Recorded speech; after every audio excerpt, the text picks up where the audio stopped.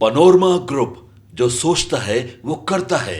आपके अपने सपनों का आशियाना। नीतीश ने अपनी सेहत पर सवाल उठाने वालों को दिया जवाब। 25 दिन में की 181 रैलियां। जी हां, नमस्कार, आप देख रहे हैं सिटी पोस्ट लाइव। मैं हूं सृष्टि राज। बिहार चुनाव में सीएम नीतीश कुमार की सेहत को लेकर विपक्ष ने काफी सवाल उठाए, लेकिन नीतीश कुमार ने ताबड़तोड़ सभी के जवाब दिए। क्या है ये पूरा मामला, इसके ऊपर विस्तार में बातचीत करने के लिए हमारे साथ मौजूद हैं chief editor Shrikant Pratyush sir. तो सर, नीतीश कुमार ने इस बार विपक्ष को काफी करारा जवाब दिया है। देखिए, नीतीश कुमार के सेहत को लेकर तेजस्वी यादव, प्रशांत किशोर ने बहुत सवाल उठाए, लेकिन नीतीश कुमार ने ताबड़तोड़ जनसभाएं करके और रोड शो करके ये उनको तगड़ा जवाब दे दिया है। अक्टूबर 9 अक्टूबर तक नीतीश कुमार ने 181 जनसभाएं और रोड शो किए और हर दिन जनता के बीच करीब 8 घंटे रहे। तो 25 दिन में 14 से 48 घंटे मैदान में रहे, चुनाव मैदान में, और दिखा दिया कि भाई युवाओं से ज़्यादा ऊर्जा है उनके अंदर और ज़्यादा क्षमता है काम करने की। सर, सीएम नीतीश कुमार ने अपने चुनाव प्रचार के दौरान किस किस तरह से जनता से अपील की और किन किन मुद्दों को भी उठाया गया? आप देखिए, नीतीश कुमार का हर भाषण एक ही थीम पर आधारित था। सीएम का पहला फोकस अपने सरकार के काम गिनाने और आरजेडी शासन के समय के जंगल राज की याद दिलाने पर फोकस रहा, और उन्होंने अपनी जनसभाओं में 543 बार कहा, वो लोग मतलब लालू परिवार कुछ नहीं किया, सब हमने किया।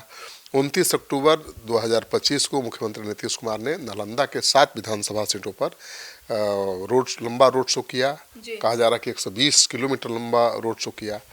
सीएम ने नालंदा जिले की 7 विधानसभा क्षेत्रों में एक ही दिन जनसभाएं की, और सुबह 9:30 बजे नालंदा पहुंचे, 10:30 बजे से रोड शो और जनसभाएं शुरू कर दी, और शाम 5:45 बजे तक वो लगे रहे।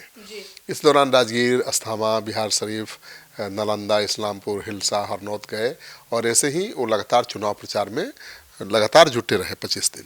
तो मुझे लगता है कि अब उनकी सेहत को लेकर सवाल उठाना अब ठीक नहीं रहेगा। सर, मतलब 9:30 बजे ही निकल जाते थे प्रचार करने?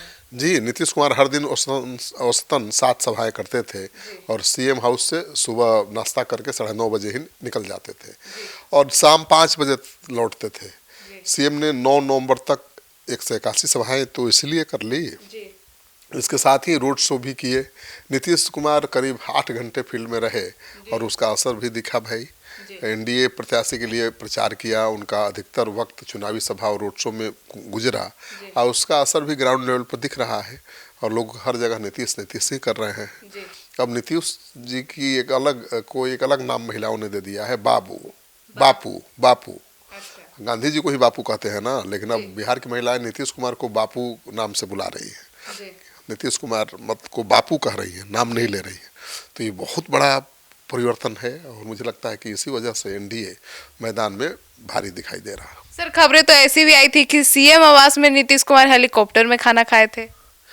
सीएम आवास में वो नाश्ता लेते हैं, और हेलीकॉप्टर में ही चुनाव प्रचार के दौरान अपना खाना खाते रहे। नीतीश कुमार का चुनावी शेड्यूल काफ़ी टाइट रहा, नाश्ता करने और खाना खाने के लिए भी उनके पास समय नहीं था। सुबह नाश्ता करके एक अन्य मार्ग से निकलते थे, और दोपहर का खाना एक विधानसभा से दूसरे विधानसभा क्षेत्र जाने के दौरान हेलीकॉप्टर में कर लेते थे। तो 28 अक्टूबर को नीतीश ने छठ पूजा के दौरान भी चुनावी सभा की। पारण के दिन मुजफ्फरपुर के गाय घाट में जनसभा को संबोधित किया, और 21 अक्टूबर 2025 को छठ महापर्व की शुरुआत में सीएम ने मुजफ्फरपुर के मीणापुर कांटी में जनता को संबोधित किया। नीतीश कुमार ने हर चुनावी सभा में 40 से 50 मिनट तक समय दिया, और इस दौरान वोटरों को संबोधित किया और प्रत्याशी को जीत की माला पहनाई। हेलीपैड छोड़ने से लेकर वापस आने में भी 1 घंटा का समय लगता है। तो नीतीश कुमार ने ज़्यादा समय मैदान में ही बिताया है, और इसका असर दिखाई दे रहा है। सर, तो नीतीश कुमार ने जनता के बीच 20 साल अपने काम किए हैं, और वो गिनवाए भी। नीतीश ने चुनावी सभा के दौरान लोगों को ये बताया कि उन्होंने किन किन योजनाओं को शुरू किया है। उन्होंने प्रत्याशी के क्षेत्र में सरकार द्वारा चलाई जा रही योजनाओं के बारे में भी बताया। नीतीश अपने भाषण में अगले 5 साल में 1 करोड़ लोगों को रोजगार और नौकरी देने का वादा करते रहे। रोजगार की बात करते हुए कहा कि हमारी सरकार युवाओं के भविष्य के प्रति प्रतिबद्ध है। आने वाले 5 सालों में हम 1 करोड़ लोगों को रोजगार के अवसर उपलब्ध कराएंगे। वो नौकरी नहीं कर रहे हैं, रोजगार कर रहे हैं। जैसे तेजस्वी कह रहे हैं कि हर घर में एक सरकारी नौकरी दे देंगे, वो तो असंभव है, कोई नहीं दे सकता। तो नीतीश कुमार नौकरी नहीं कर रहे हैं, रोजगार कह रहे हैं। और उसको लेकर उन्होंने स्कीम भी शुरू कर दिया। हर महिला को 10,000 रुपया दिया ना भाई, 1 करोड़ से ज़्यादा महिलाओं को, कि वो रोजगार शुरू कर सकें। तो उनकी बातें लोगों को समझ में आ रही है। लेकिन तेजस्वी जो कह रहे हैं, इतने बड़े बड़े वादे कर रहे हैं कि लोगों को समझ में नहीं आ रहा है करेंगे कैसे पूरा। सर, तो उन्होंने लालू राबड़ी के राज को भी याद दिलाया और परिवारवाद के मुद्दों को भी खूब जोरों शोरों से उठाया। शुरू से ही नीतीश कुमार लालू राबड़ी राज के कुशासन, जंगल राज की चर्चा करते रहे हैं और अपनी हर सभाओं में 2005 से पहले के लालू राबड़ी राज के, जंगल राज की खूब याद दिलाते रहे। और लालू यादव के परिवार की ओर भी इशारा करते हुए परिवारवाद का भी मुद्दा उठाते रहे। कहा कि उन लोगों ने सब कुछ अपने परिवार के लिए किया है, उनको बिहार के विकास से कोई मतलब नहीं था। जब मुख्यमंत्री पद से हटना पड़ा तो अपनी पत्नी को सीएम बना दिया है, यानी लालू यादव पर निशाना साधा। और सीएम ने कहा कि पहले डर का माहौल था, बहुत कम बच्चे पढ़ाई करते थे, शाम के बाद लोग घर से बाहर निकलने से डरते थे, बिजली, सड़क, पेयजल, अस्पताल की व्यवस्था ठीक नहीं थी, और आज सब कुछ है। तो नीतीश अपनी उपलब्धियां गिना रहे हैं और जंगल राज का डर भी दिखा रहे हैं।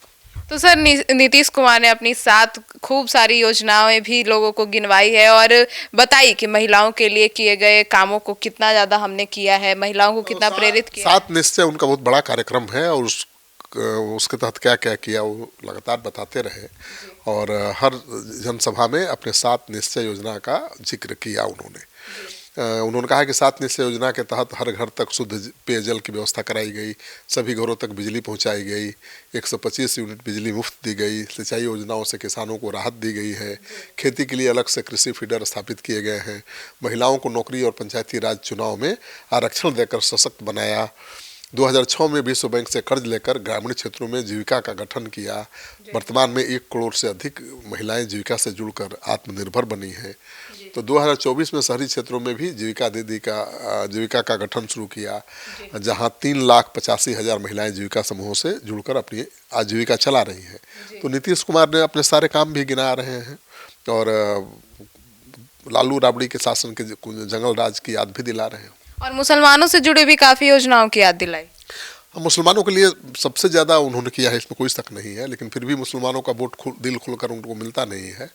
और कब्रिस्तानों की घेराबंदी का काम शुरू कराया, बड़े पैमाने पर कब्रिस्तानों के साथ साथ पुराने मंदिरों की भी घेराबंदी कराई। उनके शासनकाल में काफ़ी झगड़े होते थे। नीतीश समझा रहे हैं लोगों को, मुसलमानों को, कि भाई लालू राबड़ी शासन में काफ़ी झगड़े होते थे हिंदू मुस्लिम, अब सभी लोग मिलकर रहते हैं। हमने राज्य में कानून का राज स्थापित किया है, अब कोई दंगा फसाद नहीं हो रहा है। तो नीतीश ने डबल इंजन सरकार पर भी जोर दिया और केंद्र से मिल रही मदद के बारे में कहा कि केंद्र सरकार के पूरा सहयोग समर्थन से ही बिहार आगे बढ़ रहा है। फरवरी के बजट में केंद्र ने बिहार को आर्थिक सहायता देने की घोषणा की है। बिहार में 430 योजनाओं को स्वीकृति दी गई है। तो वो बता रहे हैं कि भाई फिर से एनडीए की सरकार बनी तो दिल्ली में भी सरकार है एनडीए की, बिहार में भी बनेगी, तो इस बार बिहार के विकास के लिए बहुत कुछ होने वाला है। सर, तो मुख्यमंत्री नीतीश कुमार फिजिकली स्ट्रांग होने का परिचय देकर अपने विरोधियों को करारा जवाब दे दिया है। बिल्कुल। अब जो लोग आरोप लगाते थे कि उनका स्वास्थ्य ठीक नहीं है, सरकार कोई और चला रहा है, उन्होंने दिन रात चुनाव प्रचार करके और हर दिन 7 जनसभाएं करके 8 घंटे क्षेत्र में रहकर साबित कर दिया है कि बीमार वो नहीं है बल्कि आरोप लगाने वाले बीमार हैं। क्योंकि उम्र से क्या होता है, उम्र ज़्यादा होगी तो अनुभव भी तो ज़्यादा है। और नीतीश कुमार ने इस उम्र में भी जितना मेहनत किया है किसी युवा नेता ने भी नहीं किया। ठीक है, तो मुझे लगता है कि ये बात दिमाग से निकाल दिया है लोगों ने कि नीतीश कुमार अस्वस्थ है, सरकार चलाने लायक नहीं है। और यही कारण है कि ग्राउंड लेवल पर नीतीश कुमार का बहुत समर्थन दिख रहा है और लग रहा है कि आखिरी पारी उनकी है। तो लोग चाहते हैं कि नीतीश ने बिहार को बहुत कुछ दिया है, वो भी कुछ देना चाहते हैं खास। तो मुझे लगता है कि इस बार नीतीश कुमार का स्ट्राइक रेट सबसे बेहतर होगा, सबसे ज़्यादा सीटें बिहार में जीत सकते हैं। तो सुना आपने हमारे इस डिबेट को। तो अब नीतीश कुमार को लेकर और उनके स्वास्थ्य को लेकर आपकी क्या राय है, कमेंट सेक्शन में जरूर बताइएगा। धन्यवाद।